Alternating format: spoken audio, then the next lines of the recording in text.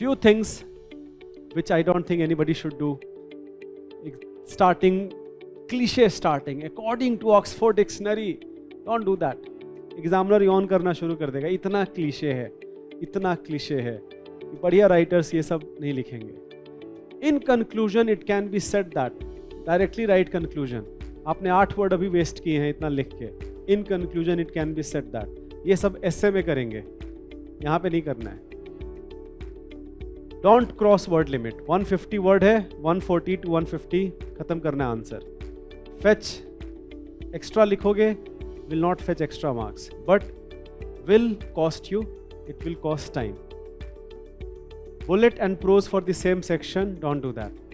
अगर आपने आंसर का स्ट्रक्चर ऐसे बनाना है कि आप पैराग्राफ फॉर्म में लिख रहे हो, stick to that. एक पार्ट आपने पैराग्राफ फॉर्म में लिखा, दूसरा पार्ट आपने बुलेट पॉइंट फॉर्म में लिखा, that's good. But ऐसा नहीं है कि सेम क्वेश्चन के 2 सब पार्ट हैं और एक सब पार्ट में पैराग्राफ भी लिख रहे हो, एक पॉइंट के लिए और दूसरे पॉइंट के लिए बुलेट लिख रहे हो. Don't do that. So stick to one, paragraph form, bullet form.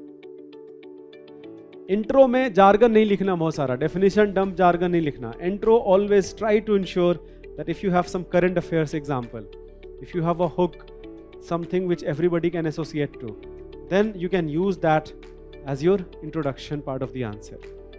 Don't write on margin, forget about, this will cost you marks, right? So don't write on margin, that is bad. Things like I will discuss the following points, don't do that. Just write to the point, just discuss them. No need to provide all of that. पहले आप एक भूमिका बांध रहे हो and then you are starting to write. Don't do that. Directly jump into it.